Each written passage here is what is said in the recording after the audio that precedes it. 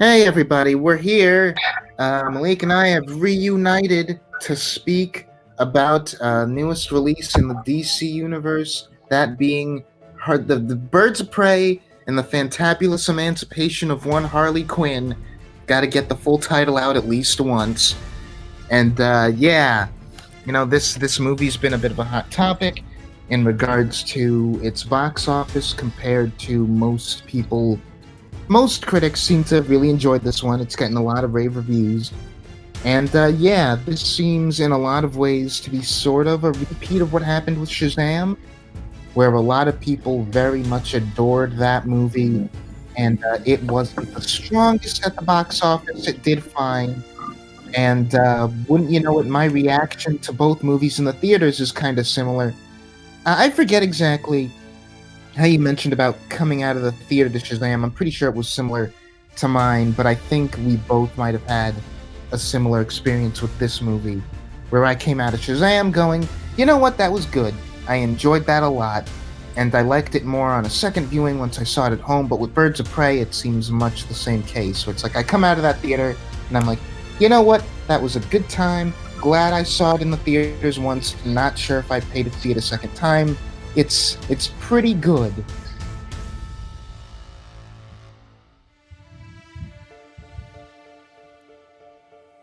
Well, assuming you're throwing the floor over to me. Yeah, sorry, yes. Okay. Well, Sam goes. I like that movie. Okay, yeah, it's fun. Um, I think the family message, as I said, cast on it, it's just not as strong. It's not really developed. So, that hurts the movie a lot for me. Overall, it's a decent, fun watch. As for this film, I did enjoy it. I did like it. I do feel very strong that it's a little too derivative of Deadpool. Um, like I've mentioned how, at least in terms of popularity and in the fandom, like people who are in our circles and like comic book stuff, he's kind of in that Deadpool space.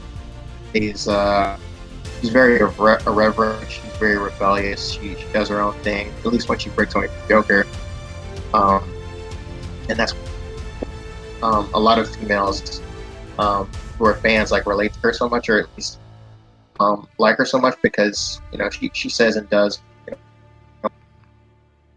She does have her insecurities, but um, she doesn't necessarily wear those on her sleeve. She kind of rebels the persona of the crazy and dangerous badass criminal. And, with this movie, I feel like they are literally making her way too similar, or too similar to that first Deadpool movie, in that she's not necessarily breaking the fourth wall, but I did feel like that there was way too much narration, intrusive, to a certain extent, and there's they also story out of order. Mm-hmm. In a very similar way to Deadpool. I don't think it works nearly as well here. I don't think it's as fluid. It does feel a little disjointed in that way to hopscotch back and forth between the past and overall it's just we're taking too much from Deadpool. Right down to this scene towards the end of, well, right before the beginning of the film, Deadpool gets his guns and forgets the ammo bag at home and goes to this like funhouse, this abandoned funhouse, and opens up a pantry where she thinks all these guns are going to be left there, and Joker already took. Oh Like, man, you're right. I didn't even think about that. That's the same joke, pretty much. yeah, they are literally, to a certain extent, kind of just ripping off that movie, and I'm not a huge fan of But it did make for a pretty solid, enjoyable movie. And I will say, um, the action here is great. They brought in Chad Stahelski to handle a lot of those. Um, while there is a little too much slow motion for my taste, I think it fits and it works. Um, it's a very colorful, very vibrant movie. This is a first-time director and Kathy Yan, so she's never even done this kind of action. I think it was really smart to get Chad Stahelski to come in and handle most of that. And I will say there's a really interesting shot where Renee Montoya comes in and views a crime scene, and we see Huntress come in and kill things together in her head, and we're seeing Huntress come in and take out the guys, and it's all in like one take. And then we show scene and present, and we change the filter of the scene to represent the time switch, and that's really cool. That's the kind of stuff I hope we see in the new bag. But yeah, overall it's solid, it's okay. But at the end of the day, it's very enjoyable, very fun. I like Margot Robbie a lot, and it's interesting. Again, this movie is taking so much from Deadpool, since Margot would have liked the Ryan Reynolds to this movie, in that this was her idea. She pitched it to Warner Brothers. She was script, and of course, served as a producer. And her fingerprints and her hands are pretty much in every single aspect of the movie. In a lot of ways, this is her Deadpool, while the movie is essentially doing Deadpool, but I don't think it's a film, since a lot of the secondary characters that make up the quote-unquote birds of prey don't get nearly enough attention as they should, and it's really not a birds of to the detriment of the movie, I think. So, I don't want to come off super negative, but I definitely have with this film. So, you can speak to. I know I was super long-winded, but you can speak to that, I guess. I mean, I'm usually the most long-winded of the two of us, so I can't judge. But yeah, you hit on a lot of good points. Like the action is so great, and part of me really feels like I would not like the movie nearly as much if the action wasn't as impressive. And you could say that for like any comic book movie, because they're all to varying degrees action movies. But this one especially, I feel like the degree to which I was having fun with the action sequences and the chase sequences and stuff really compensated for me not being as invested in the story. And to the idea of Margot Robbie is to this movie what Ryan Reynolds is to Deadpool, yeah, that really comes through.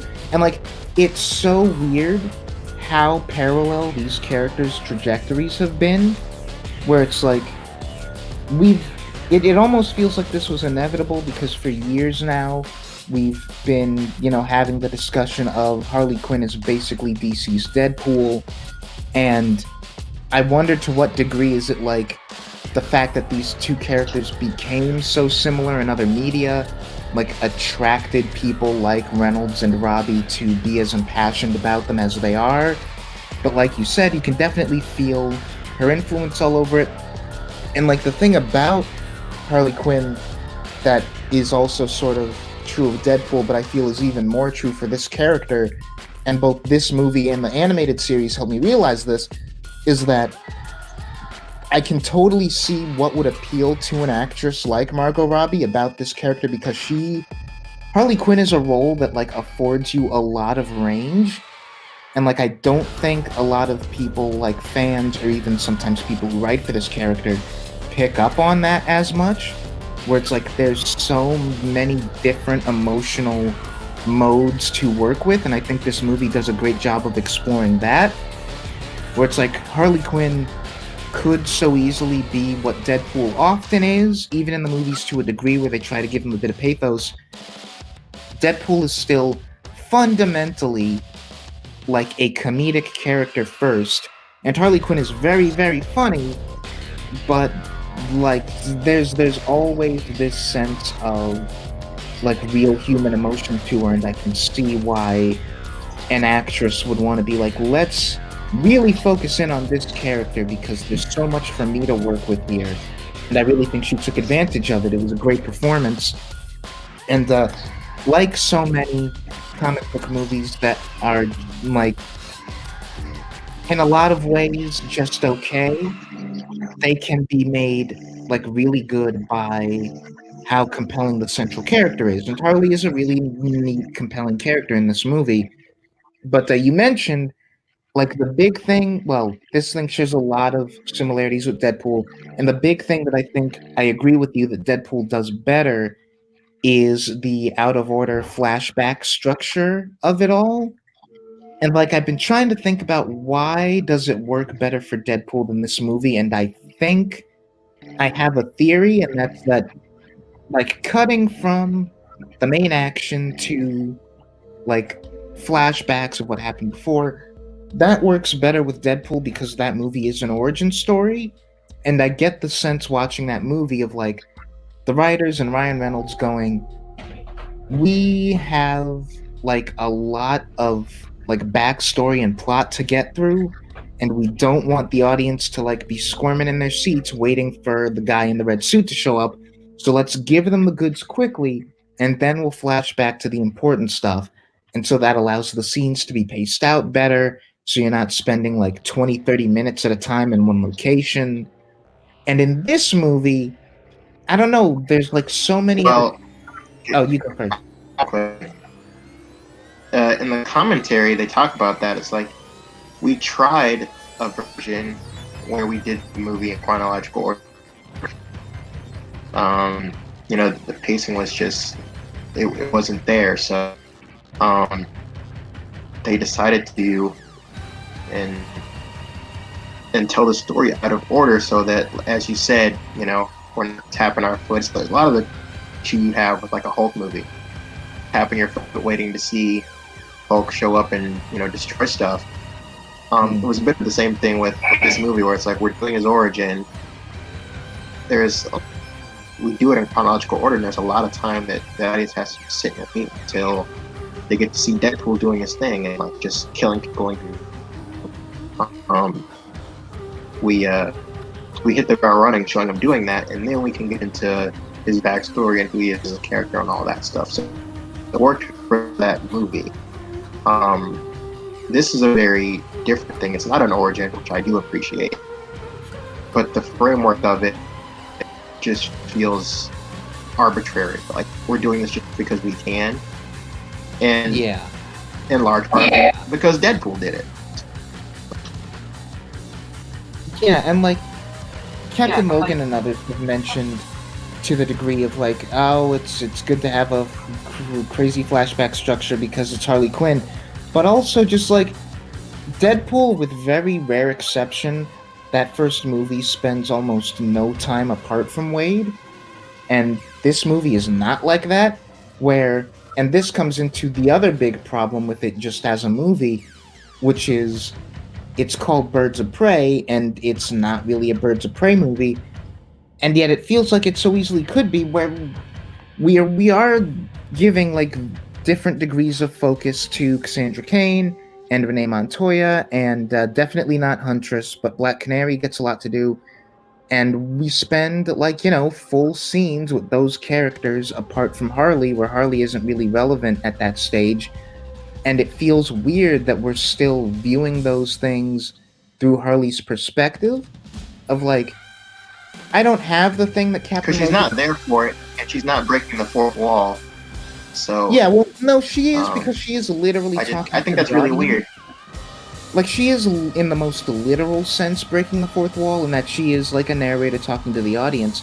But what makes it weird, like you say, is like, not only is she not there for it, she's not a fourth wall breaker to the degree of like she is controlling this story. It doesn't feel like that, at least. Whereas in Deadpool, it's a very meta thing of like, he understands the degree to which he's in a narrative, and so of course he would tell it like this. But with Harley Quinn, it feels like the narration is more of an excuse than anything else, where it's like, oh man, I forgot, I'm telling this story in the wrong order, let me go back. Well, there's really no reason that you had to be the one telling the story at all. we could just do. I honestly think you could do this entire movie in chronological order. Like, I would be really interested to see the version of this movie where we open with the uh the Bertinelli murders, and like we start off with like Huntress, and then we see her like coming in and out until she comes back in, and we're like, oh, that's what her deal was. But like the way it is now, it's just like she shows up, and then like she'll have shown up a couple of scenes ago, but then she'll show up this one time, and Harley will be like, now it's time for her backstory. And it's like, why was this not the first time she showed up?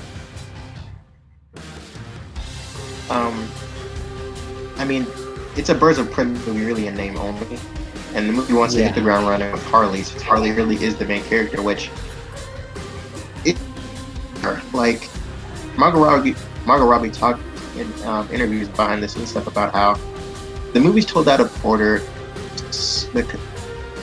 Much to get you into Harley's head, and Harley is very scatterbrained and all over the place, and I don't fully agree with that. To a certain extent, she can be, but to be constantly thinking about her day-to-day life like completely out of order does not really make sense to me. Yeah, no. And again, it's like, this is a Harley movie. That's what it is. And yet we spend way too much time with the other Birds of Prey to like to justify making that choice. Like, I don't know. Like, Harley is the protagonist, but we spend a lot of time with Montoya and Lance, and it's like, how, why this framing device to tell these scenes? On top of that, the actors are doing more to get me to like those characters, really, even than the script is. Like, particularly, that actress is really, really good. And I don't think she's given like a ton to work with or anything, but she just has a great presence to her. And you don't really know a lot about her. Like, the most juicy scene is when Renee Montoya comes to her and asks her for help. And she's like, you asked me for help when my mother, the previous Black Canary, was screwed over by you guys. Like, you can go F yourself. Yeah. Like, it's not like the character is but you're right in that with both her and Montoya, and I'd also say Huntress, those three have a lot more going on in the performance than they really have on the page. And just like, I do want more of all three of those characters, and I wish this was the team movie that they marketed it as, because it's just like, I get it.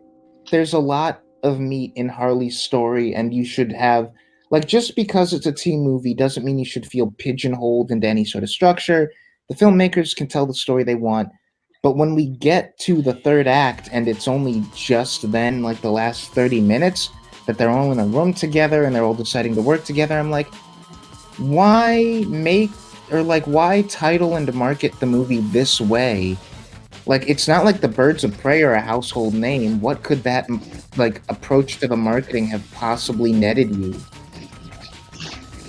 And see, here's the thing. I don't even agree with you in the think that they marketed it as a Birds of Prey movie. Because at the end of the day, like, looking at all the previews and everything they showed, it's really a Birds of Prey movie name only. Most of the footage that we get from that movie, it's from Harley Quinn. They're showing more Harley Quinn more than they're showing anyone else. And they don't even really tell you what the movie is about, which also is, I think, a main reason why underperformed. Because, like, I would, and this is very anecdotal, but even just breaking that movie up, you know, friends of mine or just people at work, that new Harley Quinn movie, what is it about?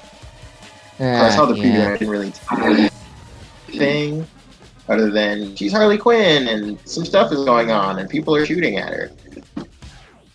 Well, I do think the second trailer did a better job than it gets credit for, because, like, there's that whole bit in that trailer where it's like, here's what you did the Black Mask, and here's what you did the Black Mask, and here's what I did the Black Mask, and now he's after all of us. And so I was, if they leaned a little bit more heavily into that, but then how do you, when again the movie you've got doesn't have them actually coming together until the last reel. Yeah, the last like 20 minutes. Mm-hmm. That's the thing. You didn't really make a bird, so it'd be really hard to market one. You basically just be showing the last 20 minutes. Which is just like, maybe they're just caught between a rock and a hard place. Maybe this is just a weird situation where clearly the Birds of Prey are not co-protagonists, and it is Harley's movie, but you want people to know that the Birds of Prey are a big deal, and they are more than supporting characters. Like, they are main character, well, except for Huntress. They are main characters, and the movie does follow them around, and like you're supposed to be invested in them. So by the end of the movie, you want audience members to come out going like, "Oh man, the Birds of Prey, they were great," and you don't want to just like sideline people by like not including them in the title, and they come into this Harley Quinn movie and it's so Birds of Prey focused. I don't know. I think they might have just really like written themselves into a corner where there really was no great way to market the movie that they have. I think an easy remedy to this would be to just call it Emancipation of Harley Quinn, or just freaking call it Harley Quinn. Yeah, like that would take be my Birds of Prey first. out of the title. That would be my first option, but then you might have people going like, it was weird to have so much time spent on these Birds of Prey guys in a Harley Quinn movie. Like, I could also foresee the reality of that happening. Okay, but regardless of that, screen time as these people are given, they're not really fully fleshed out, developed characters. Like, I can't really tell you a ton about Black Canary, even Renee Montoya, aside from the fact that she really wants to solve this case. And she really likes cheesy 80s cop movies, because that's like the excuse that we wrote in for why she talks like that. Yeah, it's like these aren't super developed characters in the first place. You look at the first Guardians of the Galaxy movie, that's Peter Quill's film. I can still tell you a ton about Gamora. I could tell you about, I mean, there's not a lot to Drax, but I could tell you about Drax. I can tell you about Rocket. They give those characters dimension and push them out. Yeah, and like the biggest the biggest like offender here is, I would say, Cassandra Cain, because like we talk about Huntress a lot, and she gets like almost nothing to do until that climax where suddenly she's in it and she's a character, and like when she shows up she's interesting, and I like that she's basically got stunted growth because she spent all of her time like learning how to be an assassin and not like a properly socialized person. But Cassandra Cain feels very much like just playing out the trope of like, oh, we paired our superhero / anti-hero with a kid, and like, oh, it's wacky, and like, look at them try to be a mentor, and like, there is a degree of like charm to that relationship, but as a character, I can't tell you much about Cassandra beyond just like, oh, she's the roguish little kid, like stereotype. And like, why make this Cassandra Cain? Like, I'll never get over that. It's such a weird choice to make that this character. I don't even know. You and Eden know more about I'm just saying, we're books than I gonna do. get my mute Jason Todd if we're gonna have Jason Todd Cassandra. Eden, I'm just saying. get out. Bye. Sorry, what did you say? Eden literally poked her head in as you were talking to mention about her Cassandra Cain gripes.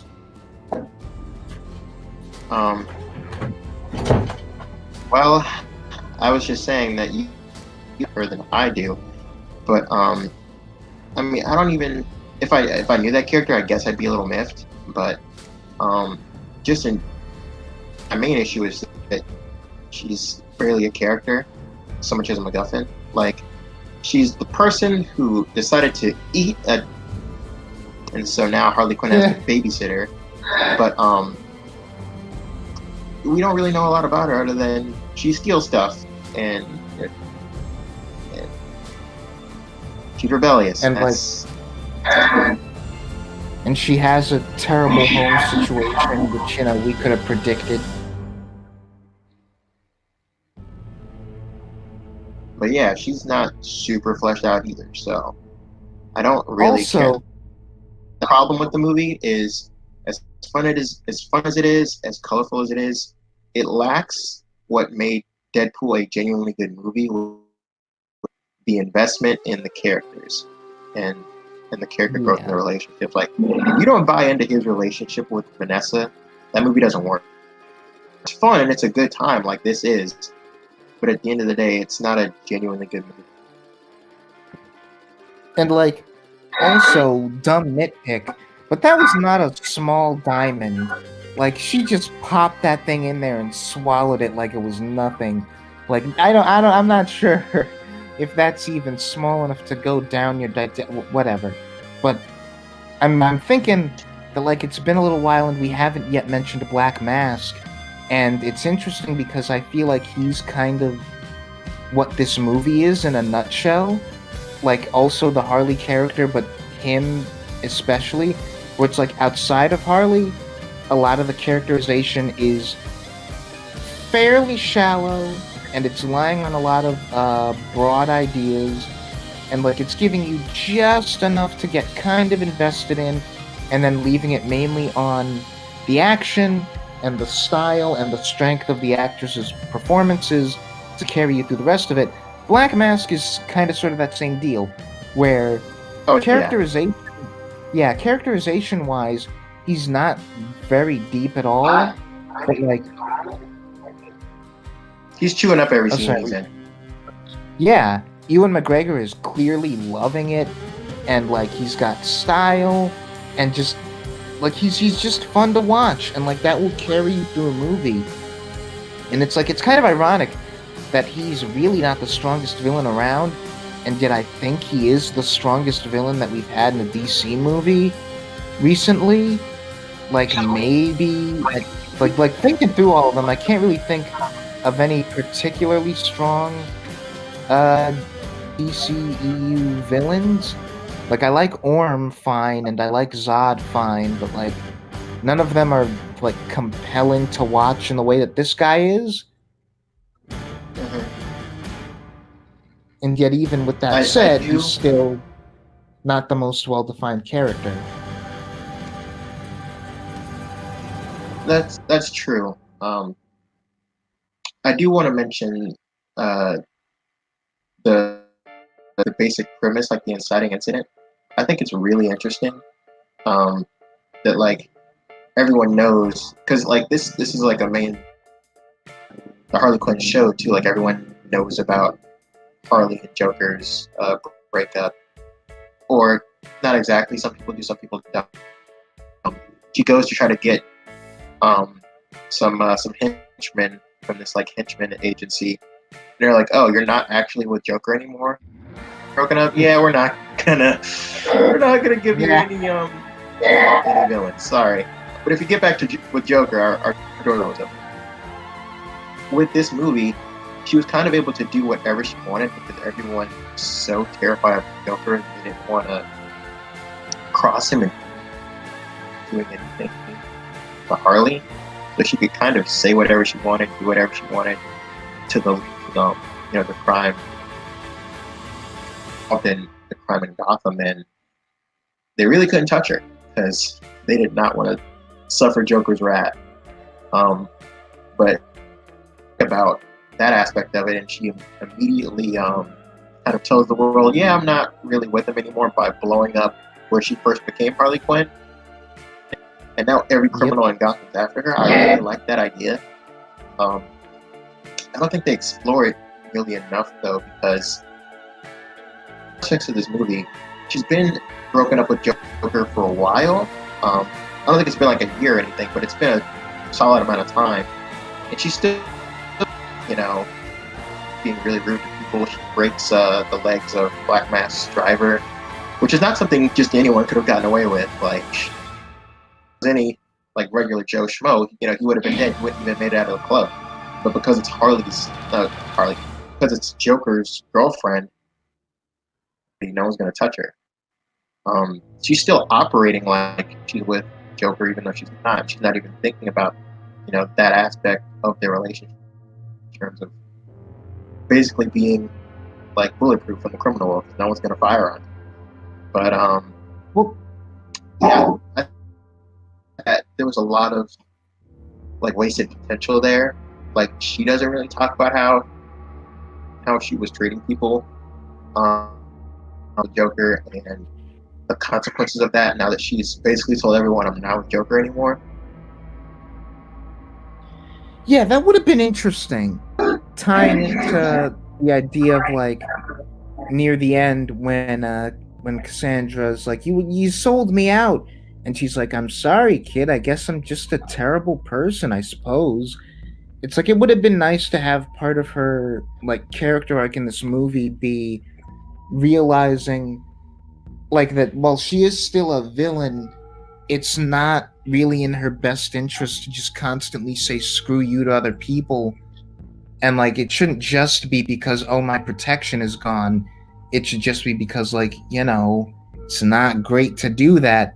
And like I do like where we end this movie on this interesting note of like, Black Mask is gone. There's gonna be a whole like criminal enterprise like opening up in Gotham, and she's like, "Yep, that's gonna be me," jumping at that opportunity, where that sort of is the thing of the animated series, where she's like, "Oh, Joker and I broke up. Well, I'm just gonna take the opportunity to become Gotham's newest like biggest criminal," and like it'd be really interesting if this movie does get a sequel to have that be like what she's doing for that movie is that she's becoming like new Joker, new Black Mask. And it's like she doesn't necessarily have to stop being a criminal or stop being a bad person, but she can become a little bit less of a bad person, and I think that's what that movie's doing. But it could have been stronger if we factored in the whole like, yeah, you kind of made your bed by being so terrible to a whole bunch of people for really no reason other than you knew you could get away with it, and maybe you should grow up a little bit. If Rick was there, I think it would have made the movie a lot stronger. And what is it that you mentioned how much time had passed since the breakup. I don't know if we really have any indication of that, because like we don't really have any indication. Well, I don't see that. This is the main reason why I tend to watch these kinds of movies twice, just so I know it really well. But I feel like there's some bit in the narration that's like we've been broken up for like a while, or I don't know. Like a while is pretty vague, but I would assume a few weeks, maybe a month or two, and then this movie picks up. But then you gotta imagine, and this is in part just the issue of, I understand why you wouldn't put the Joker in this movie, especially this Joker, because it wouldn't have been Jared Leto. Like he would not. Yeah, we're to come back. Yeah, like they're caught in another like written themselves into a corner, where it's like, one, we probably don't universe. Yeah. And like we may or may not be doing that with Batman, depending on the continuity of that movie. But it's just I can see how that's a whole kettle of fish, and it would be easier to write the movie without him, so they wrote it without him. But there is that issue of like, well, we don't really know this Joker well enough. Would he even bother to do anything that would be like a public acknowledgement of the fact that he and Harley aren't together anymore? Maybe not. So maybe she just coasts on that for a little while until she gets drunk and decides screw it. But like, yeah, we needed a little bit more added context of like, how long has it been? How long has she been like on her own and nobody's questioned it? I assumed it had to have been like a very short period of time. I don't know. I think because I don't like the idea that this movie picks up literally right after Suicide Squad. Is also the kind of irritating thing. That's the only irritating thing about this premise is coming out of the last movie she was in. Those two were still very much psychotically like in a good place. Like Joker breaks her out of that black site that she's stuck in, and like they're living, crazily ever after or whatever. So to transition from that to we broke up off screen literally the next day, oh woe is me, and it's weird, and it's, I don't know, I don't like that. Yeah, I can understand that, and especially with the way that animated sequence plays out, like what we open the movie on, where it's like we'll and like the whole movie really just like we'll sort of acknowledge that we're adjacent to Suicide Squad, but just forget that happened. Movie isn't. I wouldn't say that it's like forget that happened. I think the main premise just requires you to have them break up off screen, which I just think is really lazy and dumb, and like that they do that and they transition to this. Like it puts, I don't know, it just puts you in an awkward as a viewer. It's kind of the thing of, in Homecoming, Peter's focused on one girl, and then by the time we get to Far From, presumably all these interactions happened off screen, and now he's fully interested in MJ when we got no indication of that in the first movie. But it's even worse than that here. Yeah, I get, and like, especially since up to now, because of how recently sort of like unstructured and unconnected this universe has been in comparison to Marvel, where with Marvel, we have spent like so many years just kind of accepting as an audience that these movies take place in comparatively real time. So we've had time to adjust to the fact that just like, stuff is going to happen off screen because like if months pass in reality, then months pass within the universe. But here it's like we haven't quite set that same precedent, and they could, if they wanted to, just open the movie whenever they felt like timeline-wise, and no one would really question it. But I wouldn't say they're trying to ignore Suicide Squad, especially since there are shots of that movie like taken right out and putting in this one. True, but like we noticed that they avoid showing the Joker's face in any of those shots as much as they can. Yeah, just because they know that they would not have been able to get Jared Leto to agree to this. This in the movie, I think, falsely tells the audience you're going to see him at some point, and since we don't, that was probably a good call. Yeah, and like I know people who, and this is an area where I think keeping him out was a good idea. Where there's some people who have the complaint with this movie, it's a little weird that it's all Black Mask and that Joker doesn't show up at all. Since this is about Harley's independence as a person, like, wouldn't it be better to have the Joker play a role of some kind so she can, like, say screw you personally? And, like, I don't know if we need that. Where that's what the animated series is doing. That's what a lot of adaptations that decide to go this route with their relationship do. I don't know if we necessarily need to have it be like she personally, like, to his face breaks it off. Like the fact that she's I don't know independent. I don't know if I necessarily need the breakup scene, but especially Joker has in the criminal underworld of Gotham, it does make sense to have him somewhere in this story. And yeah, that's where it gets a little iffy. Yeah, and I don't even like Jared Leto's Joker, like, really at all. But I would bite the bullet and prefer bringing him back as opposed to recasting in universe. I just think the play is really, really awkward. especially since this. Even the people who hate Suicide Squad, a lot of them say that the Joker and Harley stuff is the best part of that movie. I don't get it. When people were like, "Oh, I like their relationship," and it's like, "Oh, it's such a weird, toxic relationship." No, it isn't. The problem with their relationship in that movie is that it's not toxic at all. It's like they're weirdly just or all it is, fine. but it's romanticized. Romanticized Yeah. without really delving into, just how abusive and toxic that relationship really is, which is what myself and many other comic fans took issue with that movie. We memify it, like how it's treated in meme culture is in the film. Yeah, and it's like it's such a weird thing where it's like a double layered meme, because most people who watch like adaptations of Joker and Harley understand that their relationship is terrible.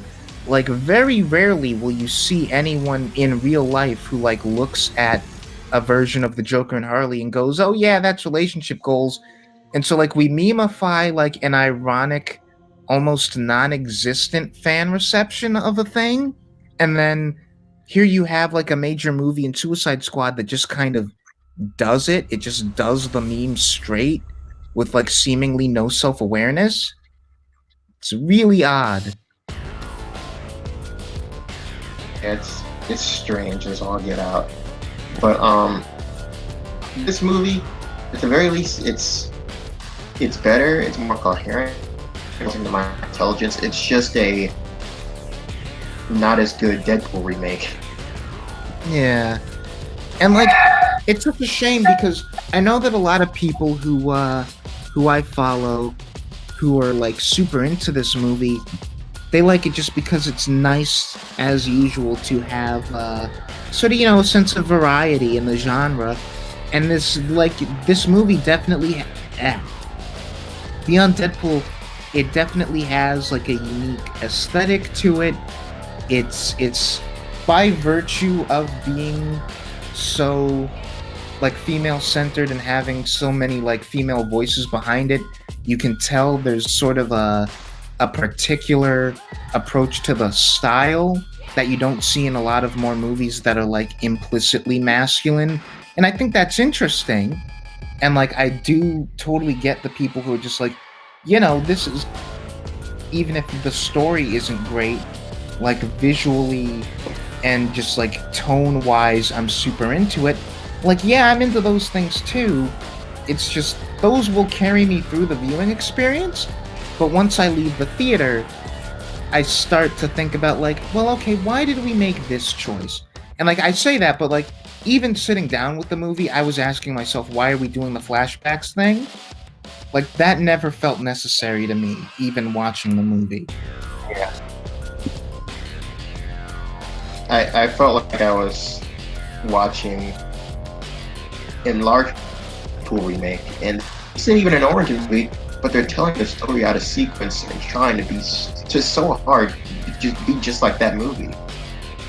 Yeah, and if someone came to me and said that's a complete coincidence, then I might believe them. But I'm like, I don't know, man. Just the degree to which, the degree to which, like I said, we already commonly.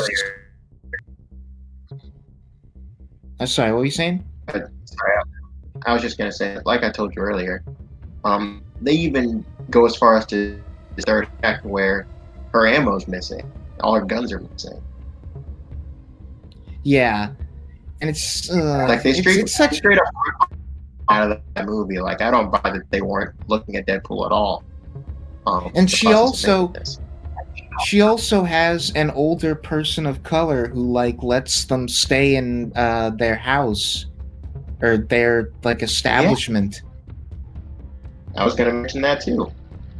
And then he sells her out like 2 scenes later, and it's supposed to be a big deal. And I'm like, is this like kind of a comedic beat? Because I don't know if I'm supposed to actually care. And like Margot Robbie is playing it like it's a. Yeah, like it's being played by the actress like it's an actual moment of genuine like emotion. It's just like Well, this whole she's so setup is betrayed. Just met yeah, this guy. yeah. And he's like, it'll help me buy at a bigger restaurant. It's like this whole setup is so strange, and it just happened. Like we just met him like 2 scenes ago. I don't know. And like, what was the point of like pretending to blow up Bruce? Because like we introduced, Oh, what's the no. point of Bruce to begin with? Hyena isn't even an important part of this movie, like at all. You could cut the Yeah. hyena out and lose nothing. Like how do we have one of Harley's hyenas in a movie and not use him for an action scene? Like what are you doing? Yeah, he's just for fan service. Like I would have expected, especially the director for John Wick here, that we would use him to like be an attack dog in a scene, but no, he's literally just a fan service of the movie. Until the end where he's back in the movie. Yeah, for another cameo essentially. We have 2, and that's it. Yeah, and like, to be fair, when he runs at the bomb and it explodes, I do have this moment of like, oh no, but then like I very quickly forget about it, and I feel like it would have been so much better to like keep him around and have him do cool stuff, because if like take the fan service element out of it, and it's like, okay, yeah, a hyena, the Harley has a hyena, and it's weird because she's weird, and this movie's wacky, but you don't do anything cool or wacky with it, so yeah, I don't know.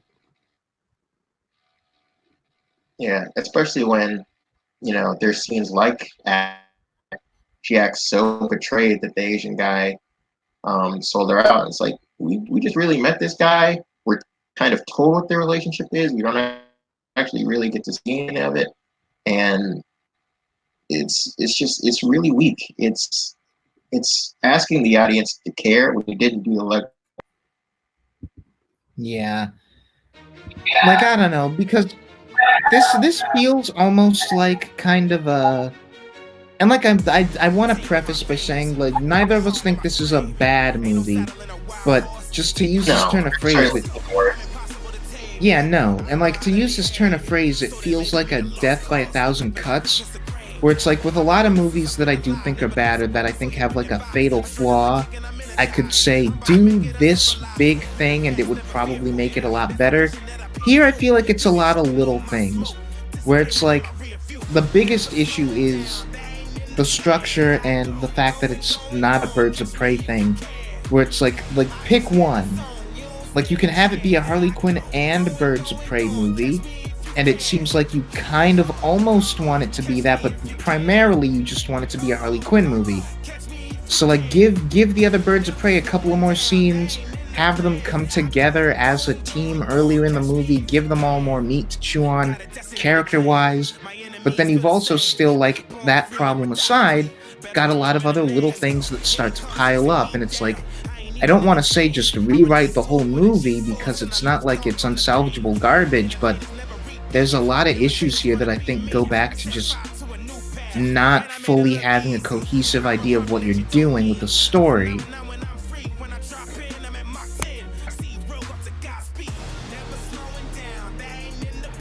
But that, I don't know. I feel like we haven't talked about the action as much, even though we both agreed that the action is great. Like, I don't know what much we could say aside from just like pointing out specific bits. The scene is like, great. Yes. The police station. That bit is great. The chase on the roller skates, that's great. I will say though, there is one really thing about the action in a scene towards the third act. I think it's super easy, and don't Is really it the, know how is it- I feel about it. Is it the Power Rangers, everybody takes turns and nobody uses a gun thing? Kinda, yeah. Power Rangers, although now that you say that, I definitely get that vibe, thinking back to that scene. But the bigger issue for me is that when they fight those first wave of guys, it's because they don't have any guns. The gang members that they're fighting conveniently walk in with no guns and just a whole bunch of melee weapons. Which Yep. I don't know any conventional game from the past 2 decades that does not first go into any altercation with, as most gang members like primary weapon is a gun. They're not into so much fisticuffs anymore. They're trying to kill you. So yeah, that was really easy. That like none of them had any guns, so that all of them like could fight, and none of them got like shot or died. That really Yeah, but you know, we need the spectacle to happen. So yeah, but we're not going to kill any of these people. So, but yeah, that was aside from just the overall like rip-off framework. That was one of the things that took me out of the most. Yeah, I don't know. Overall, it's like I'm glad I saw that. There was enough good in it that I'm glad to have paid the ticket price once. But yeah, I don't think I'm gonna rush back to this one. I wish I could be in the same boat as a lot of people whose like opinions I trust and respect, where they're like, "This is freaking awesome! It's the best of the DC movies." Like, no, I like Shazam more than this. I like Aquaman more than this. I like Wonder Woman more than this. It's fine. It's good. It's got a lot of like it's fine. I'm pretty much in the same boat right there with you, man. Yeah. But please, by all means, let us know in the comments what you guys think of this movie. If you agree with our takes on the movie, etc. One more thing, because this is so minor that I don't think that you would even bother like putting this out in its own video. The reveal of Batman, Robert Pattinson's Batman costume. You gotta look at it. I think it is kind of bizarre. But I like that it's a video and not necessarily a picture.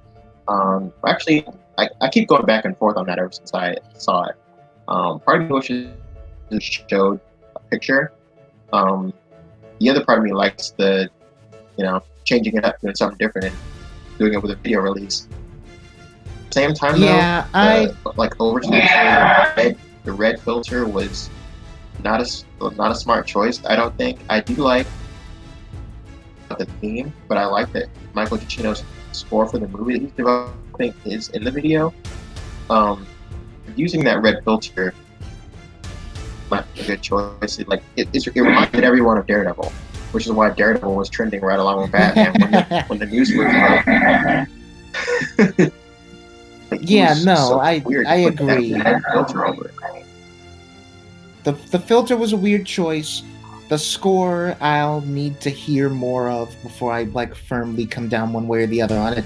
The suit itself, I like the thing that they did with the pistol handles, but that aside, I really need to see... No one has actually come out and said that that's actually what that is. No, but it looks so much like that, and it's like, why make that choice if that's not what it is? But you could be right. But either way, it's like, I need to see a full body shot before Yeah.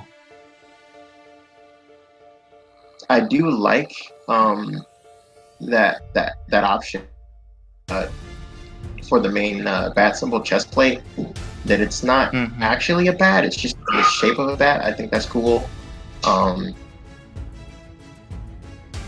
It's a little more armored than I tend to like for Batman suits, but the Arkham Knight suit has grown on me, and I'm sorry if you can hear my uncle going on throughout this whole video. Don't worry about it. But I dig it. I'm really digging what I can make out so far from this suit. And I think hoping that Pattinson has a great jawline.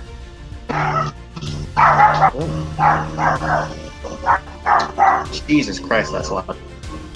Yeah, we should probably we should probably take the opportunity to wrap up. So I'm hoping that the movie itself ends up living up to expectations and that it's better than the Birds of Prey. No shade. But yeah, hope you enjoyed, background noise aside. And I hope you're looking forward to the video that we eventually do for the Harley Quinn animated series.